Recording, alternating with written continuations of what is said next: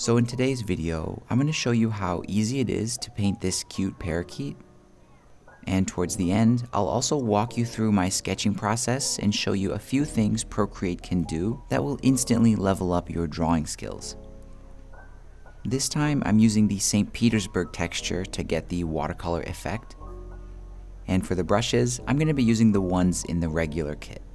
So I've already made my parakeet sketch and I've just placed it up here as the very top layer, and I'll show you how I made this later on. For now, I'm going to start painting it with the abstract round brush and a nice medium blue tone, and I'm going to roughly fill out the silhouette of our parakeet. Next, I'm going to use the eraser brush set to the fine liner pen, and I'm just going to cut out the parakeet so it follows the sketch a little bit closer.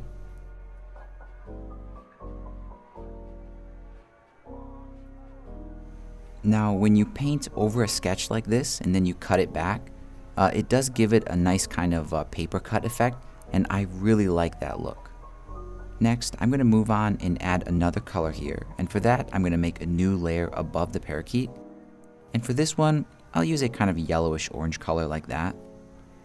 And I'll fill out this detail on the head and also on the wings. And I want the detail on the wings to have a kind of ombre fade. So I'm going to switch to the water blender brush and just carefully kind of stretch out that boundary there.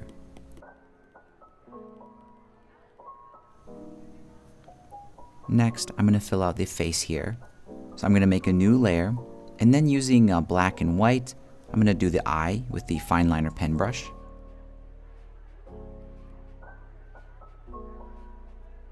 And I think while I'm at it, I'm going to do the rest of the black and white details here.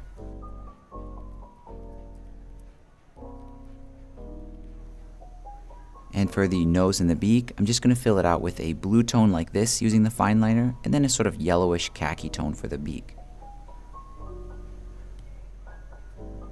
And for the legs, those are super easy.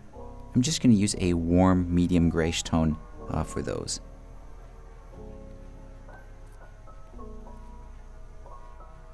I think at this point, it's a good idea to do a little bit of shading. And for that, I'm just going to pinch and merge all the layers so far onto one. And the shading on this one is really simple, mostly just a shadow around the wing. So for that, I'm going to use the selection tool set to freehand. And I'll just make a selection that covers that.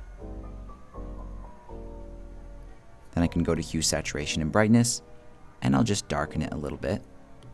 I'll do a similar shadow technique on the tail as well.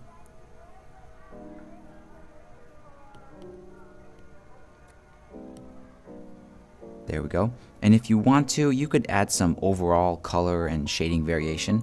What I like to do is use the freehand selection tool again and just make a random selection, feather it out, hue, saturation, and brightness. And instead of messing with the brightness, I'm just going to shift the hue. And that's going to break up that kind of blue wash and make it a little bit more interesting. Next, I'm going to move on and do the outline. And for that, I'll make a new layer above the bird here. For the color, I like to use a somewhat medium dark blue tone. And for the brush, I'll use the fine liner pen again. And a lot of the time, outlines, they're pretty smooth like this. But in the case of a bird, which is kind of fluffy or fuzzy, I really like to do a somewhat dashed, kind of sketchy outline like this. So I'm going to go over and do this outline just wherever I think it needs it.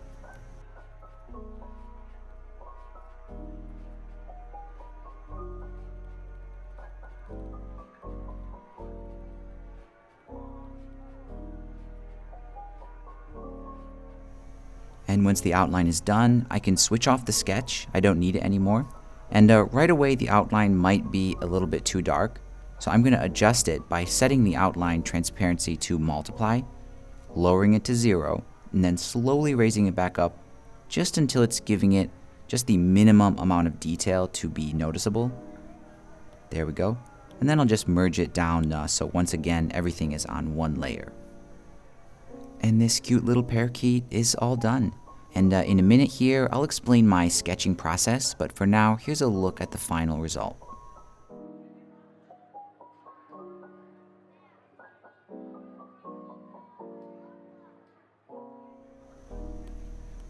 When I first start to make a sketch for an illustration, the first thing I usually do is rough out a simple or even primitive looking scribble like this. And the result is a little bit misproportioned and a little bit crazy, but I'm not going to worry about the proportions for now. At this point, I just want to sketch and kind of bring everything together and connect it into clear, defined shapes. I'm not worrying about the proportions at all. And this part usually overworks the illustration and we end up with a lot of these really dark lines. And that's okay because we're going to sketch it from scratch in a minute. Now I'm just going to fix the proportions. And the trick I use to do that is I use the arrow tool set to warp. And I'm actually just going to bend and stretch this illustration until it looks right. And I'm just going on intuition here, just by feel. And I know the position of the feet is hard to adjust, but I'll show you a trick for that in a minute here.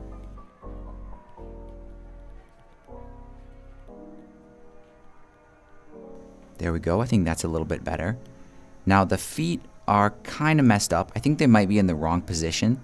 So what I'm going to do is use the selection tool set to freehand. I'm just going to select those feet, use the arrow tool set to freeform, and I can actually just move those around. And I'm just going to play with the positions and the scale and see where they fit in a little bit better. Again, this is totally by intuition. Now for the face, I'm going to do a similar thing. I'm just going to move around the beak and the eyes just until I find a position that feels a little bit more natural.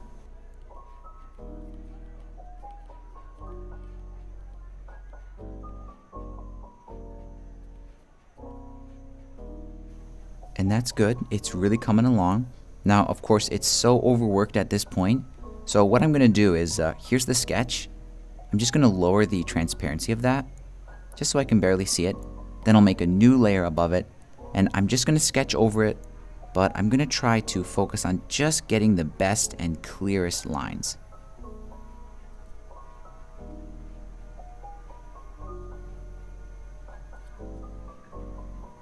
And after that, I can turn off the original sketch. And I'm just going to go in there and I'm going to play with some patterns and whatever I think looks good on this bird.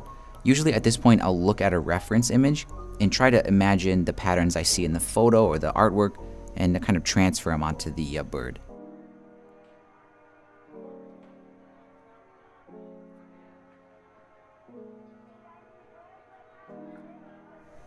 And then as a finishing step, I'm going to use my arrow tool set to warp again just one more time.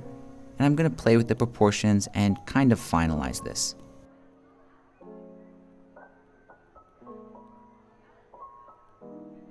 And the downside for kind of sketching in this style is also the upside in my opinion. And that's because you don't really know how it's going to turn out in the end. And I think discovering the illustration that way is much more interesting for me. And to paint this illustration, all I'm going to do is just make sure it's the very top layer above the paper texture. I'll set the transparency to multiply, lighten it to a point where it's just barely visible but not too distracting. And I'm going to go through and paint this just like how I explained in the beginning of this video. And there we go. I think this one turned out pretty nicely.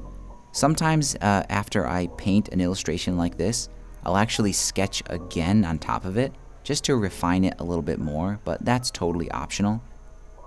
And that pretty much wraps it up. As always, if you think I've earned it, please give this video a like and subscribe to the channel if you haven't already. I've also got another video about painting birds in this kind of Zen or Chinese ink style, and you might like to check it out. I'll put a link for that up here.